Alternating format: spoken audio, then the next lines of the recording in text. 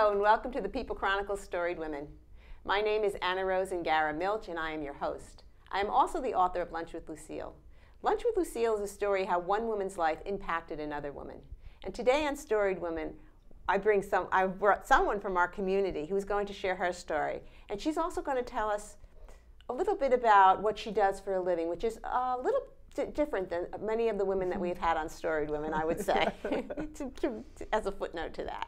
And my guest today is Dr. Sudha Mataji. I said it wrong. No, you said it correct. I said it correct. And she's the co-founder of the Kula Kamala Foundation. So even though it's going to be a different story, I know that you're going to tell us today, the question is the same, and that is, what is it that you want us to remember from the takeaway? So the takeaway from today's conversation would be that each and every one of us has the capacity to be more deeply compassionate, kind, loving, accepting, courageous, brave, creative than we can even begin to believe in this moment.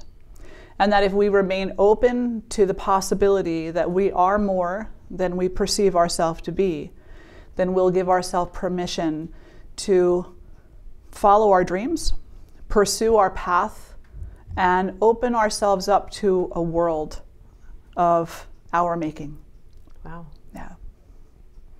So that sounds like a journey. It is a journey. Absolutely. Absolutely. So tell me about your journey. How'd you get? Well, my journey's been 54 years so far. And it started off a little rough. You know, I have a background where in my childhood there was a lot of trauma. Mm-hmm. There was also a lot of love, but there was a lot of trauma, and the trauma was significant. And I forgot who I was as a result of that. So I shut down and spent a lot of my teenage years not believing in myself and not believing in the goodness that exists. I think that a lot of I think that's that angst time. Yeah. Naturally, I mean, you know, and then to add trauma to that. Exactly. Yes. Exactly. And so, starting from my my later teens up until my late 20s, I really underwent a journey of self-transformation where I made the active choice of wanting to heal from the traumas of my youth and wanting to live a life where I was present to it. And so during that time, I was introduced to yoga and many other mindfulness practices as well.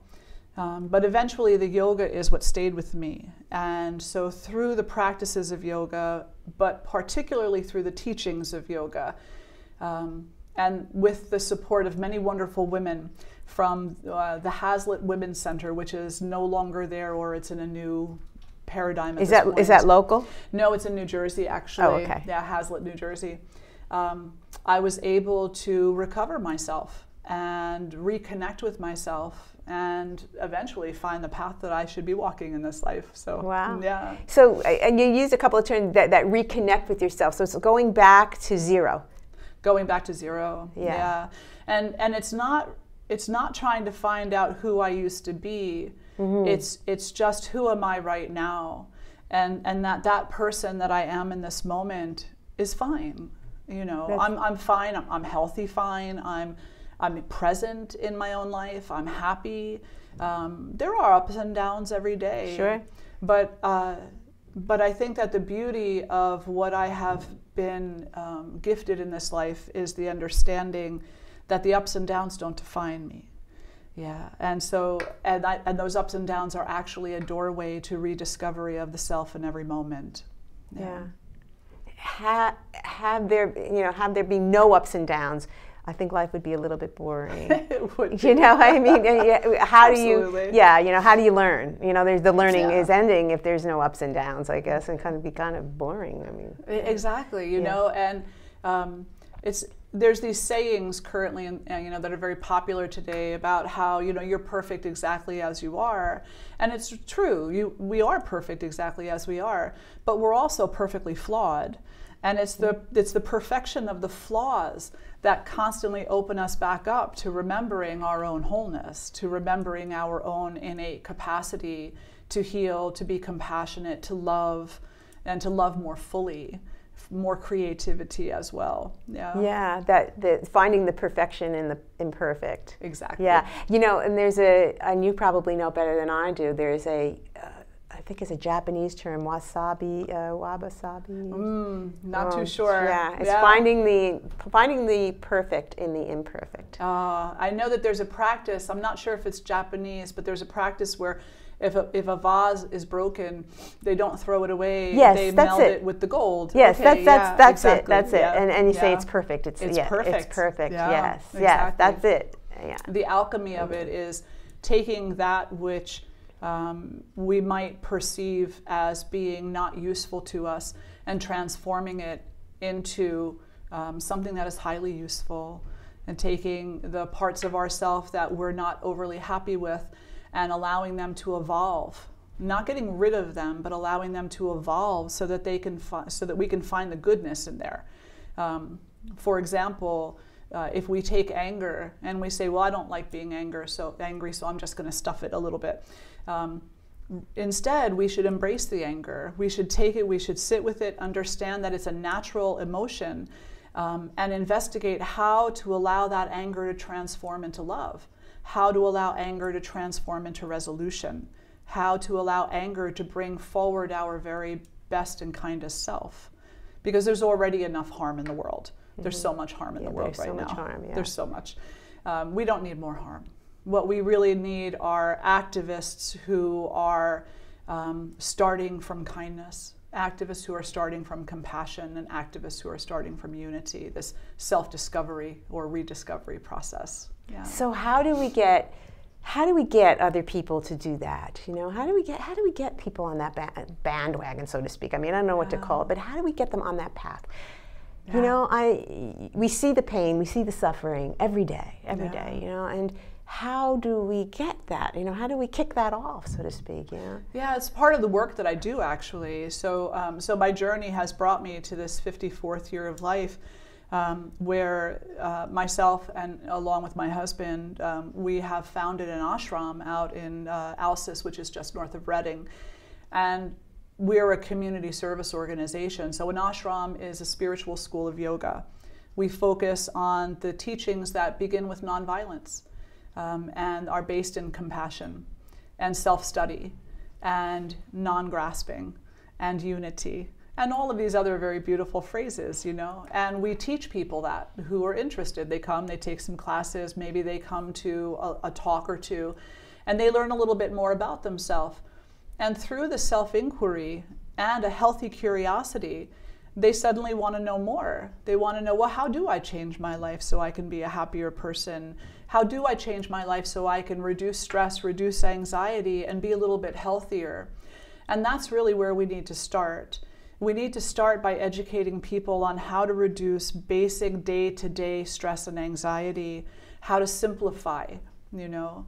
And through simplification, through allowing life to be a little simpler, friendships and communities begin to thrive because we're all breathing a little more healthfully and being a little slower paced, not so rushed. We can actually take time to have these beautiful conversations. Yeah. You know? Exactly. I love it. Exactly. You just you exude this joy. It's wonderful to be in your presence. Thank you. Really it's wonderful to be in your presence too. Absolutely. It's wonderful. But we're going to wrap up in a second. But you know, when you were talking about yoga, and I have to admit, sometimes I've gone to yoga classes, but to me it's very slow. Yeah. I know, and I have a tough time doing the slow, you know. But there's much more to yoga than, you know, and that's what my friends will tell me. You know, there's so much more to yoga, Annarose, than just going slow and trying to get into this position and that position. Yeah. There's a whole school behind. I mean, there's a whole teaching behind it. Yes. Yeah. So, can you just give us you know, what it is all about? I mean, absolutely. The word yoga means union. And so the word yoga means to unify. And we can look at it as unifying body, mind, and spirit. We can look at it as unifying communities. But it is union, and that's what the word means. And there's a series of techniques associated with yoga, which would be the postures, the breathing practices, the meditations. Those are techniques of yoga. And those techniques, when practiced well and skillfully can lead us to the experience of connection, the experience of union. And so they often say that the thing you like the least is what you should do the most. Oh, great, thanks. And that's the end of the show. There we go. Okay. And so yoga has two levels. The first is, the first includes these techniques of yoga, which have the potential to bring us to this greater connection, which can be very practical day-to-day living with our families, our friends, our neighbors. But it can also go into the spiritual, of course, naturally as an overall unity within this world, within this universe and beyond. Yoga is not a religion. It is a spirituality, and it is a path of healing, for sure. It is a path of healing, yeah. And it's also service-based. I could talk about yoga for a long time. Well, maybe we'll have to have you back on. But part two. Yeah, part two, yes. Part two. Part two of Sudha. Sudha part two. But I appreciate you coming in and sharing this with us, because I think the message that you send is so very valuable. This day, every day, I mean, in this point in history, but in every point in history, is just the unity. We have to come together. We have to figure this out together. We have to do it together. We need to figure it out. Yeah. But there's only two ways to go. And we don't want to go the one way. Yeah. We don't want to go the one way, because the one way is just further suffering. If we truly in our hearts want to heal, and I feel that is truly what every one of us wants, is to heal. I do too. I agree. I totally agree with that. Then we need to put down our identifications, put down our anger, put down our unhealthy anger. We should keep our healthy anger. Put down our unhealthy anger. Come together and have the greater conversation. How can we walk forward together toward a greater harmony?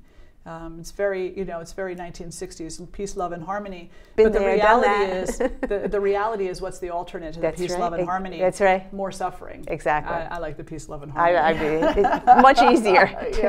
Absolutely. Well, thank you again for sharing your story. I Thank appreciate you so much for having me on today. It's been a joy, truly. Likewise. And thank you for listening. These stories are made possible in part by Spring Ridge Financial, Heidelberg Restaurant, and Queen City Restaurant. Thank you for following Storied Women on the People Chronicles. Please subscribe to our YouTube channel, The People Chronicles, and you won't miss any stories.